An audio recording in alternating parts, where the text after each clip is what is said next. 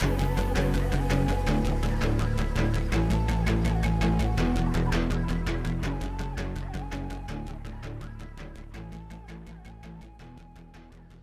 to Unity 151. Today we have another author interview with Tim C. Taylor, even though it says Tim there.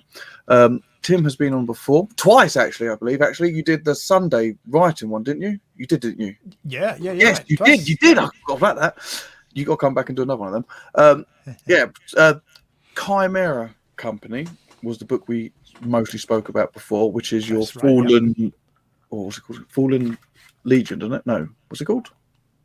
Chimera Company. It is related to Human Legion, which is Human Legion. That's it. That's what I meant. Fallen Legion, Human Legion. Sorry. Yes. Terrible one. So that's that really. Tim, do you want to say what you've been up to, what you're doing, how your week's been, and we'll get on it. Yeah. Well, thanks for having me back again. Yeah, it was fun. That's my pleasure. And it does look like I've been quite busy. Since I last saw you to talk about Chimera Company. I think the first book had just come out, and just to really confuse people, I had self-published as a serial Chimera Company before, but then it was taken up by Theogony Books, and they started putting them out one every 6 weeks. So 5 have gone out. So it looks like I've been incredibly accomplished at writing, and unfortunately I actually wrote a lot of that stuff before I started releasing them. Perhaps I didn't trust me to write them quickly enough. So I did write one since the senior last, and I've been busy in other things. So we were talking before the show about the artist. I'm so proud of it. This is a guy called Vincent Sammy. So we saw that last time, did that cover. This is the one that's just come out, second one. I think that's my favourite of the covers. That's just come out on audio a few days ago. That one's being recorded at the moment. Nice. And then we've got more. Yeah, there's that one. And they all that looks quite wrap cool, around full covers. And then the last one, which looks like a big sort of thing you might find in like a dust mite, I think, anyway. That's the 5th one. So 5 novels in about 6 months. But I didn't write that this year. So that's really exciting, and I'm really pleased with support from the publisher. It's gone really well, and I'm particularly pleased with the audio. And one of the nice things about it is because usually when you do audio, and to my personal experience, the audio gets licensed to an independent audio publishers such as Podium or Tantor Audio. So several of my titles are with them, and it all sort of goes off in a production line, and you don't necessarily hear about it. And actually, Podium do talk to authors quite well, but it's sort of several levels removed from me. But the audios with Chimera Company and Theogony Books, they've been recording in-house by a narrator called Steve Campbell, Canadian narrator. He's very good. So he doesn't work specifically for that one. He's an independent, but all the rights are being held in-house, so they can record it one day and release it the next, and it's all out. Whereas with other companies, it gets really confusing to know when they're going to release it according to their schedule. So it's quite nice to think that. I mean, I was having a word with Steve and Chris Kennedy, the publisher, about some questions on the audio on one day. Just finalising a few things you might want to change, and then I think 3 days later it was available, published, and there to run with, which is it's very exciting to fill in the loop. Whereas, as I say, sometimes in publishing, you do something now and it doesn't come out to the public for months or even a year afterwards. So it feels really involved. I really like that. And with Steve as well, one of the great things is he's got a Discord channel where he records his work, and you can just listen to him do his business, do his narrating business as he goes along, and it's fascinating to watch. He's just so professional, and he'll try and attack a sentence until it sounds just right for him, it goes several goes until he's happy with it, and he's all editing with it as he goes on the fly. And it's fascinating for me as an author to hear my own words because I mean a good narrator will make a story out of the way that they, that's what the talent is out of Yes. the words, and because they will bring their own sort of Touch. element. That, yeah. I mean, I've always felt, and I think I might have said this when I did the writing thing, that to me, when you write a book, what you're really doing is you're sort of half of the equation, because it's you plus the reader who's reading the book and where they are in that point in time, and together they're interpreting your words in a way unique to them and creating images and stuff in their head. So the reader is very much engaged and part of what actually the story, they contribute towards the story themselves. And I almost don't like to say that because it sounds like nonsense. And I agree with you. Yeah, personally. Thank you, Joe. Yeah, it sounds like highfalutin, fancy stuff, but I do believe that's the case. And of course, with the narrators just said, they are bringing their own thing, so it becomes sort of a three-way, a story à trois sort of thing, I suppose, because you've got the narrator and the author and the listener all making their own unique contribution. So, yeah, it's fascinating to see that.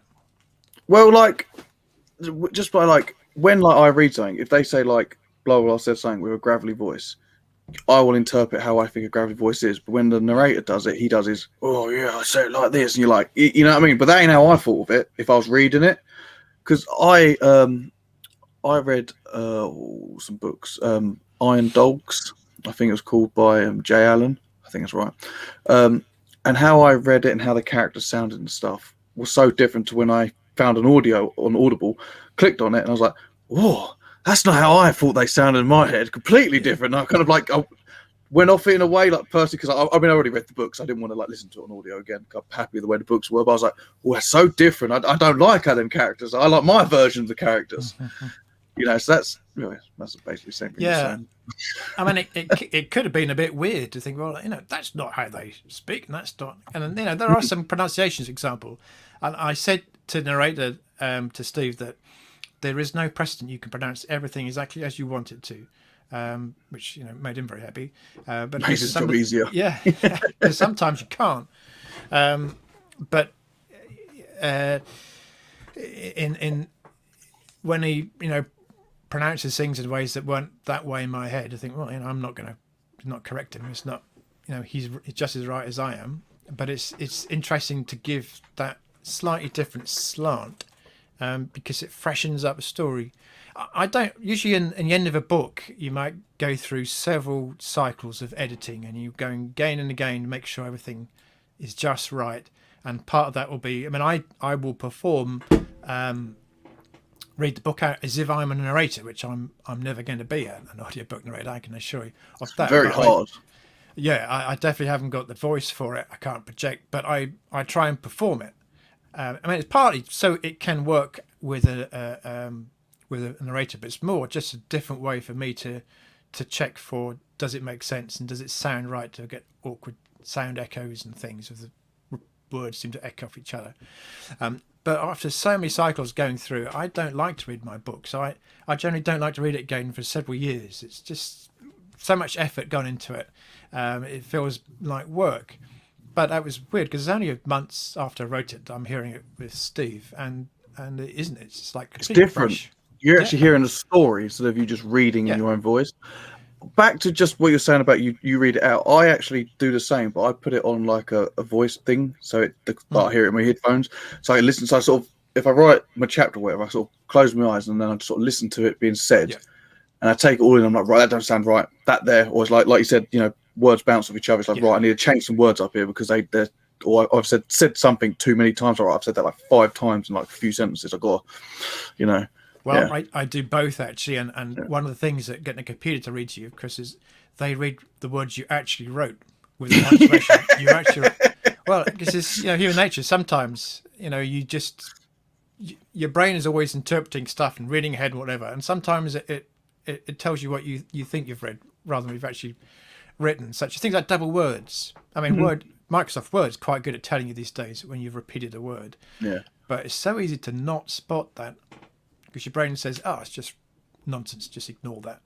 But I've got a thing yeah. of when I go to do I always miss out the T for some reason. So I keep doing something something like he, and you know, and I always forget until I go over it. I'm like, he, why have I got he? Oh, it's the. Yeah. And again, he again. I don't know what it is. Like when I'm just my finger just blanks out Yeah. the T for some reason. I know there's certain combinations on the fingers just don't seem Yeah. to quite work. Now I often narrate stuff, so there are things that the narration or dragon audio I use. So there are lots of things it gets wrong.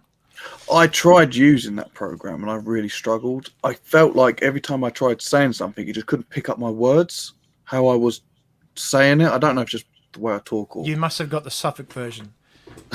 Yeah, that's couldn't it. understand your accent. Yeah, like that down Devon, it's like yeah. like that. Do you know I've started a second channel just where I'm putting my stories that I'm sort of narrating, my partner narrated and stuff like that. So I've started doing my own narrations of just talking, and it's so hard, really, really hard. Like you have to make sure you're right down from the mic, and I have to make sure I talk in the same level of voice, and reading it, and then trying to make sure I say it, remember the words and stuff. It's really difficult. I've got to take my hat off to them, and I'm just doing like little sentences and just bog standard. These guys do big sentences like. And the breath holding, I found like I go, hold this big breath, and then I have to talk, but without letting too much air out because I'm talking because I've got a big sentence. And it's hard work. Yeah, no more than 3 words per sentence. That's the trick. Yeah, that's it, isn't it? Right. So, do you want to talk about your new book then? The one that's just come out. Do you want to give a little bit of like what's about, or even talk about your whole the whole Chimera company? Actually, you can. I've shown off some covers. So just to finish off with Chimera Company, that is we did it like a season of 5 novels, in the sense that the story sort of resolves some elements at the end of each one, but then there's goes on to the next book and so on. But there's quite a lot resolved at the end of book 5. It's like everything's changed, and a lot of the stuff that was raised in the first book, that's all now revealed and solved, or people figured out who they are and all that kind of stuff. But there's obviously a lot of story yet to go. So, and really what we're doing, to be brutally honest, is we're seeing what kind of response we're getting, and of course we're still doing the audio, and we've got big hopes in the audio being very popular, because whether there's going to be another 1 or 2 novels to sort of finish off the whole thing, complete it, or whether there's going to be another 20. It comes down really to whether people are buying it. Yeah. At the end of the day, to do sort of another dozen books, I've got to earn to eat, so they've got to sell, and that's the way it works. So it's still a bit unclear how it's going to figure out, but certainly we seem to be getting a little bit. I get the feel that the audio is getting a little bit more push, perhaps, and I've seen it before where audio can sort of spike ebooks and paperback sales and vice versa. So it's still don't know, but there's going to be more. So we've got that first season is done. I was left in a situation I've not been in for quite some years, which I hadn't got a contract or a definite plan to write another set of novels. So I knew next year I'm going to be coming back and doing more Chimera Company. So it sounds very similar to being unemployed. But out of contract, as a lot of people will say. But and actually, that's quite a nice thing for me. I got two ideas that I really wanted to work at in terms of trying out new book series, and On Deadly Ground, which is an anthology of famous, heroic, glorious, possibly not glorious last stands. This was a tryout for a series called Time Dogs, which is one of those 2 options. So, I mean, that's one of the things that's, I'm not alone in doing that. Sometimes you write a short story and you think, well, if I like that, I might write some more of it. And if other people like it, I might write some more of it. So I liked it so much writing this that I ended up writing a series. Well, I haven't. I'm about halfway through the first Time Dogs novels, so I'll probably write 2 or 3 of those before figuring out how it's going to get published and who's going to publish it, and things like that. So, what length are you going for your novel? Sorry, Time Dogs. What size? I'm going to try and make it a bit shorter than I normally do. So maybe 85,000 words. So I usually write books. So that's a pretty standard formatting. So that's, what is that, 420 pages? Pages, yeah. Yeah, I don't remember words sometimes. That is about 105,000 or 100,000. That's usually usually my novels are about 100,000 plus. So I'm making it a little bit shorter and snappier. So it's slightly more pulpy adventure kind of a thing. So yeah, the basic idea of Time Dogs is, if I wrote something, I should be able to see that. Yeah, the tagline is, if your past sucks, change it. Yeah. So forget all that don't touch history and temporal paradox junk. When practical time travel was developed, it turned out you could muck around in the past to your heart's content, without returning home to discover your family had grown tails and the bite strength of a tiger. Or so it seemed. So, in other words, I mean, I had actually written... No, that's something else I did. I rewrote two novels, my first two novels, which are like a prequel to the Human Legion series, and they were time travel things. They're called Reality War. So I made them... They were a bit more philosophical science fiction, a little bit. So I made them a bit more running around shooting at the bad guys to fit in with the things I've written. And to be honest, I'm a little bit better a writer now than I was 10 years ago. So I tuned some things up there. But that was a kind of time travel story where the whole of reality is all about to explode, and the aliens are going to be really alternate people from the past, and your grandfather paradox sort of stuff. So I wanted to do something that's the exact opposite. Try and make a lot of fun, where you can, well, as I've just said, you can pretty much do what you want and have a lot of fun and do sort of time travel cosplay, and go and visit people and go and beat them up if you don't like them. So go and time travel and punch up some Nazis or something, or go and try again for that date that went horribly wrong 20 years ago. So you can do some sort of fun stuff like that. And of course, obviously, it isn't as simple as it looks. It does all go horribly wrong. But it's sort of meant to be a fun adventure.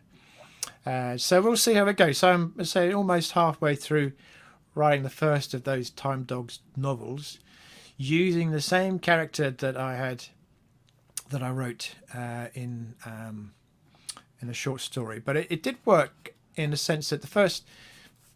So the main character is Steve Stiletto Coldwell, and he is a bit of an anti-hero. Or at least he likes to think he is. He's actually not quite as bad as he wants to make out, but there are reasons for that. So I thought, we've got an interesting character. One of the good ways to show them off is through the eyes of other characters. So although he does take some point of view scenes, so he's the main character of the scene in this short story, he doesn't frame the short story. He's not the main character. He's the main character, but not the main viewpoint character. So having tried that out, I thought, yeah, I like that, but I'm going to concentrate on him because he's a very interesting character. And I did something I haven't done for a while, which is first person point of view. So in other words, it's I did this and I did that.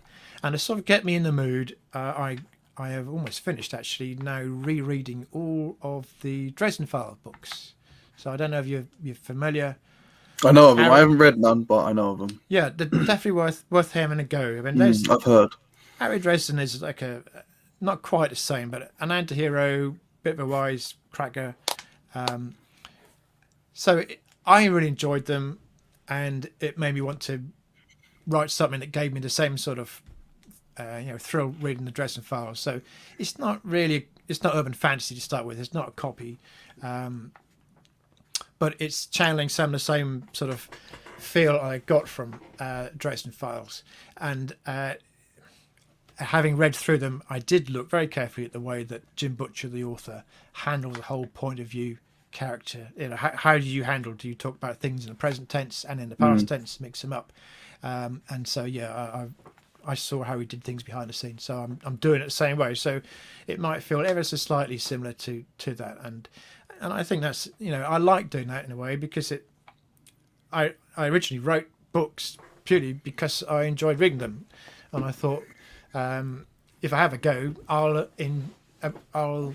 sort of appreciate my reading if I do a bit of I appreciate my reading if I do a little bit of writing to go with it.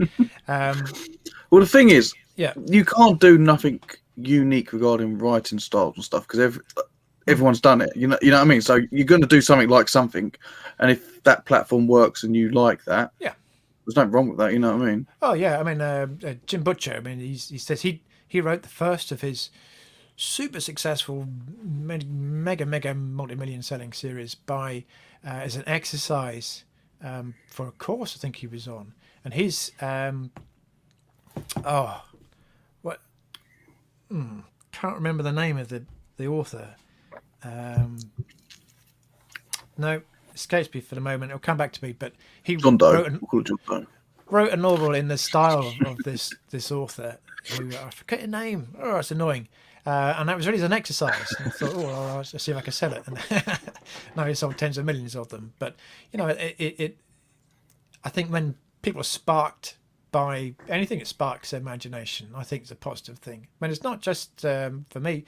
Certainly isn't just reading books that sparks my imagination. I say, that's building up the fires of wanting to write something. So, I just in my camera. There you go, 2000 AD over there. That's a comic that I was raised on in the 70s and 80s.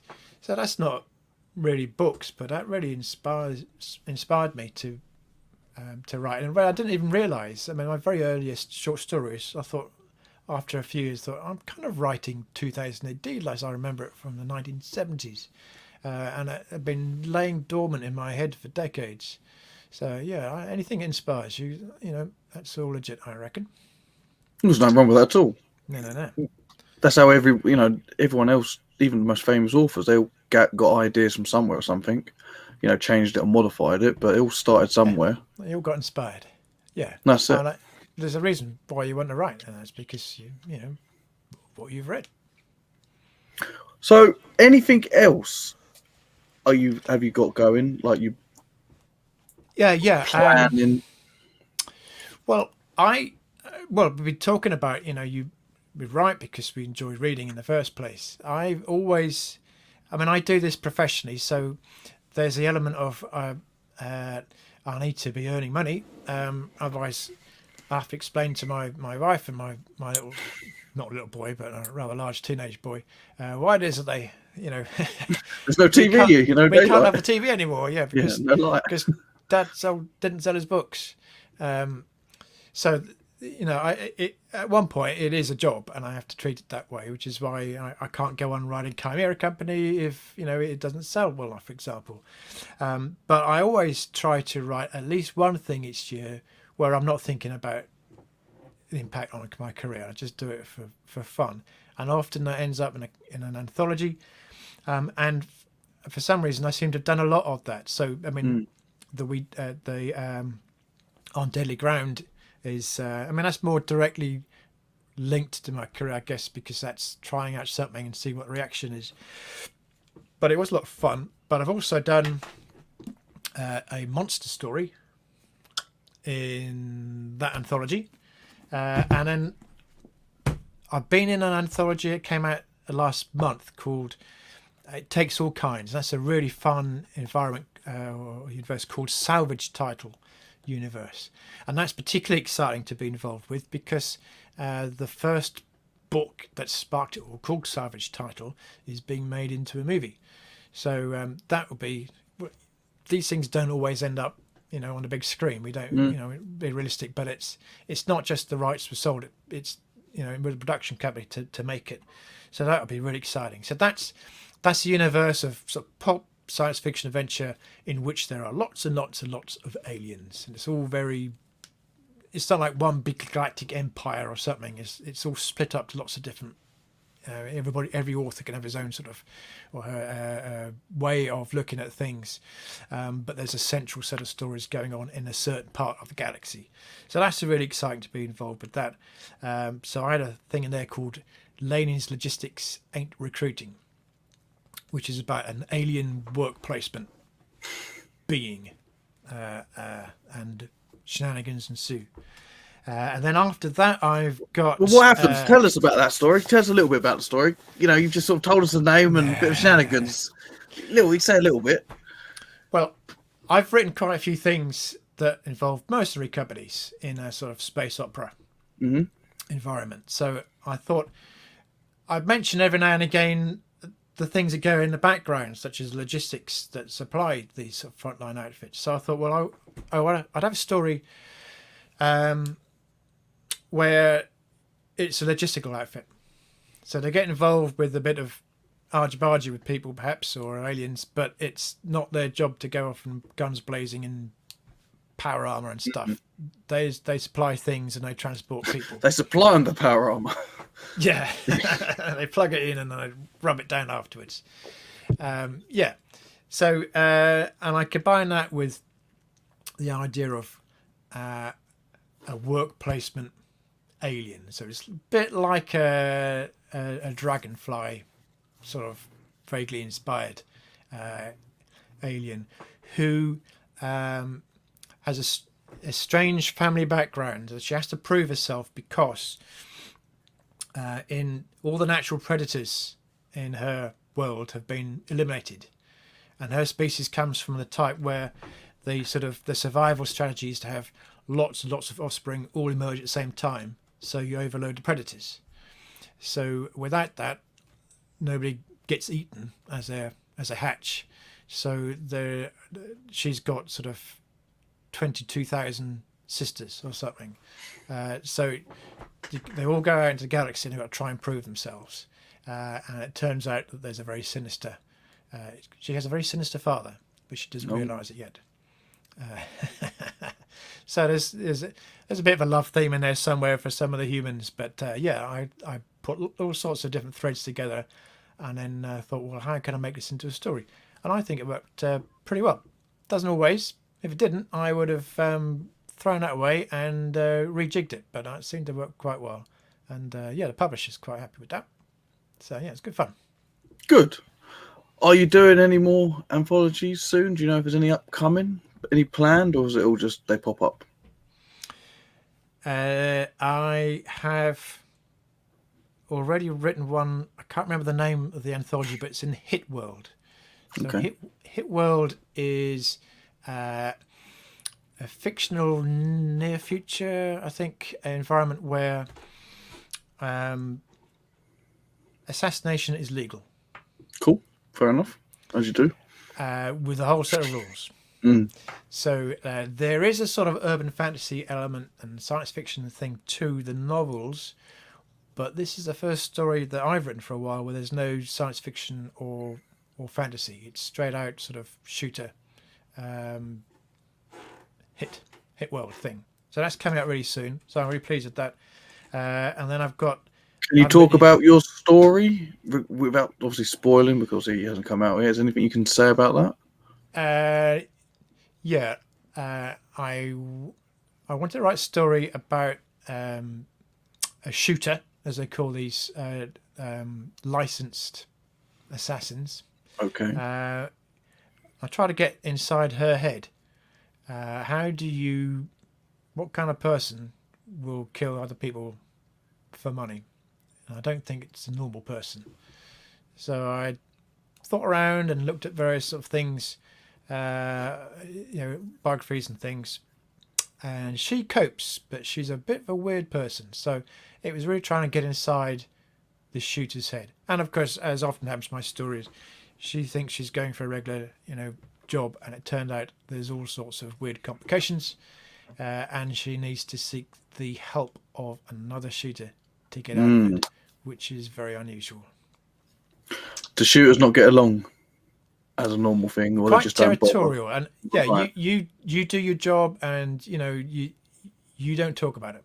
It's between you and the company. Ah, So generally they sort of tolerate each other, but they're not mates. it's fair enough. So what else then? What else you got on this pipeline? You got a lot. You're very busy, man. Yeah, I am actually. Oh yeah, there's something I've just contributed towards. I don't think it's been announced yet, so I won't give names and things. But the idea is, it's people who are authors or work in publishing and talking about their experiences over the last 10 years, and obviously since things changed with digital publishing quite a bit about 10 years ago, but also advice for authors. So it's not just me, but we put our thoughts together, and somebody hopefully is going to go through and make some sense of it. And I'm not quite sure how it's going to end up in the end, but I imagine it's going to be the editor will try and make some sense, make some points, and then quote various contributors. So that's quite interesting to see that comes out. And to be honest, I'm not exactly the most successful author around, but it's very nice to be asked. And I've got a couple more anthologies. I have to say I haven't actually written the stories yet, so there's always a chance that I've just run out of ideas, but it's never happened to me yet. One of them is a series that I read myself and really enjoyed called The Last Brigade. So the idea of The Last Brigade is there is the collapse and the world goes to pot and all that sort of stuff. But beforehand, there is a military unit in America with lots and lots of supplies and a secret base in the middle of the desert, and they are put in cryo suspension. And then 50 years later, they emerge, and they have to find out what's going on in this post-apocalyptic world. So the main series is all about America. Indeed, only a bit of America. I think it starts in the Midwest, and then we hear of things as far as British Columbia and California. I don't think we know anything about what's going on in New York, for example. So there's going to be an anthology that has a more international dimension. So somebody volunteered to write a story about what's going on in dear old Blighty in 50 years after the collapse or whatever thing. So I've got some ideas, and I've written about post-apocalyptic Burton-on-Trent before now. So that was my second British sort of post-apoc story. So we'll see how that goes. And then there's another one after that, which is not yet announced, but it's a series of a series of adventure anthologies. Let's say it like that. So yeah, I'm quite busy. And you've got a lot going. I'm writing those Time Dogs things. So I want to get at least a couple of those done before I'm back on Chimera Company. So there's a bit of a felt a bit of momentum going on there. So yeah, keep busy. Yeah, and I'm running a lot as well. Actually, my son runs when he's not injured. He's quite serious about it. So he keeps telling me off for not running properly. So in between that, I'm running 4 times a week and trying to exercise every day. And I really made an effort. And I've got to say, it has made a difference. I sleep better and I work harder. So yeah, that's made a difference for me. Well, I've started going to the gym for the last 2 weeks. I go 3 days a week. I think usually Mondays, Wednesdays, and Fridays. And I've been weighing myself over 3 weeks.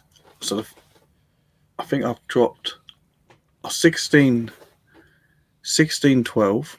And then after a week of just whatever, I went down 3 pounds. And then after a week of gym again, I went down to 16.4, 16.5. So in 3 to 4 weeks, I've dropped 4 pounds. 4 pounds in just by going 4 times. I mean, I did it last week and then this week, sort of thing. You know what I mean? So as I say, 2 weeks.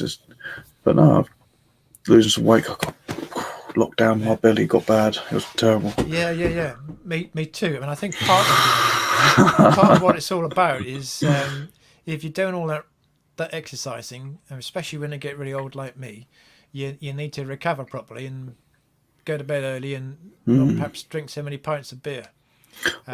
So that My probably quite a friend's big got part of that it. problem. He's 10 years older than me, and his knees went really bad.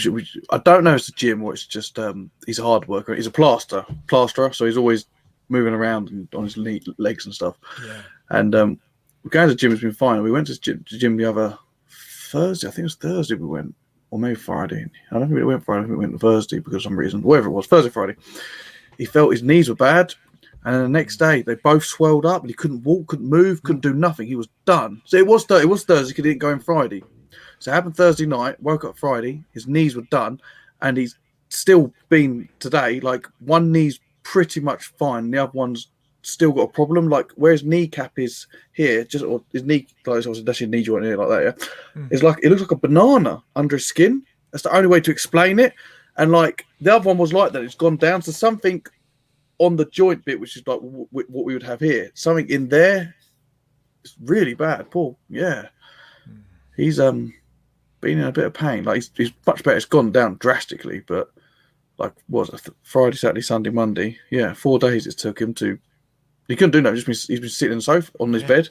You can't do anything. You lose your knees, your legs. You know what can you do? No, I feel bad for him. Well, I hope he gets better. Yeah, But he does too. that's it. Yeah, he's like he hates it because he's big. He's a hard worker, and he always goes to work. You know, he's like 5 days a week, 6 days a week, 7 days, which is probably part of his problem. He works himself too much, and he don't heal up. Yeah, right. Is there anything else you want to talk about? Because we rambled a bit about something else. You spoke about all your books. Is there anything else you'd like to cover?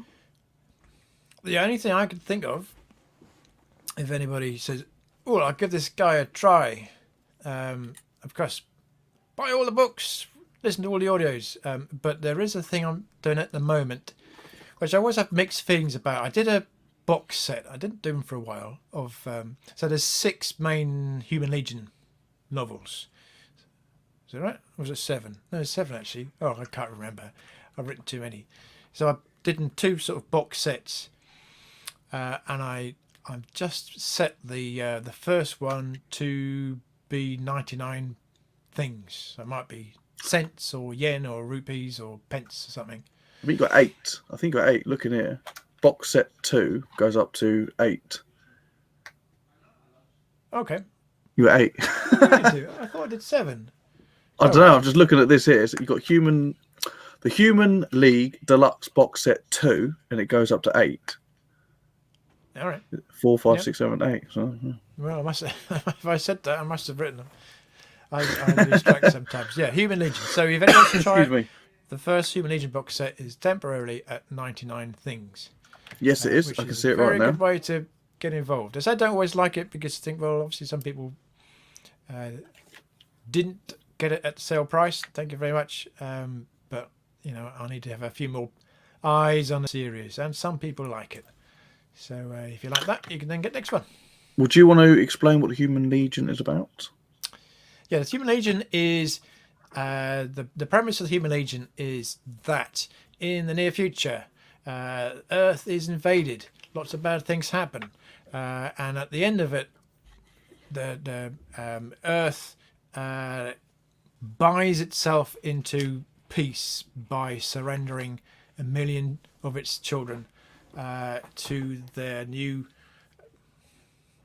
alien overlords, let's call it, but they're sort of saviors, or so it seems, called the White Knights.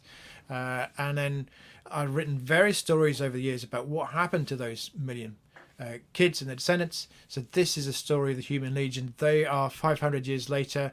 They are basically cannon fodder in the wars of these particular group of people, and a civil war emerges in the White Knight Empire, and these people form the Human Legion, and they take advantage of it to try and win their freedom back. And it was actually inspired. I said about take inspiration. It was inspired because often when I'm not the first person to write about, the humans are part of a big evil empire and they sort of free themselves and that sort of stuff, or try to. And it often seems to be that the this alien empire that's been around for 100,000 years or something is stupid on cue. Everybody's really incompetent, just the right time, and it's all a bit too easy. So I thought, well, how can I make it not a bit too easy? And I remembered being rather fascinated at school in history. We did the Russian Revolution, and there was a unit when the First World War ended. There was a unit called the Czech Legion, or I think they call it the Czech and Slovak Legion these days, which was that they were prisoners that the Russians had captured from the Austro-Hungarian army, who really wanted to fight to free their homeland from the Austrians and Hungarians. And at the end of the First World War, they were left as by far the largest sort of organised unit in Russia.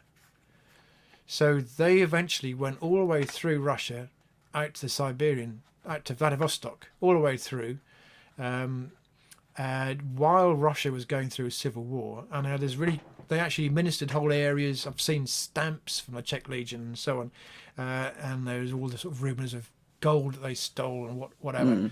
But it's this weird thing that Russia was obviously a huge military power, and suddenly this one unit was really important because everybody else had just disintegrated around them. So, and that's where the name Human Legion comes from. It's inspired by the Czech Legion. So so that was the original idea that inspired it, and of course all sorts of things ensue. So then the Chimera Company thing is sort of set 3,000 years later in a different part of the galaxy, but there are connections between them. Nice. I like where books you don't need to read both of them to know what's going. You know what I mean? They're completely different, but they're joined over stuff. Yeah, that's it. I do like stuff like that where you don't have to be heavily tied, but there's nice stuff going on. That's good. Yeah.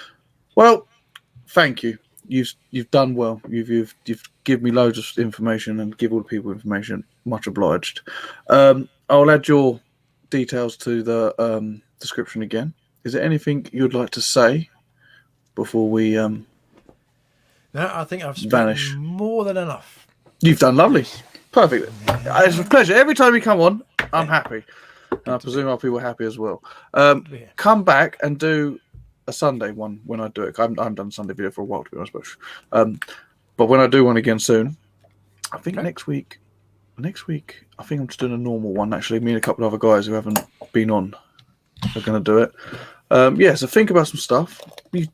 And then, come back and spill your knowledge. Tell everyone, It will be a pleasure. As always. Such as it is. Right, well, thank you very much. Thanks to the people watching, if you watched this far. Much obliged. And thank you, Tim, and see you later. Thanks for having me. Yeah, bye.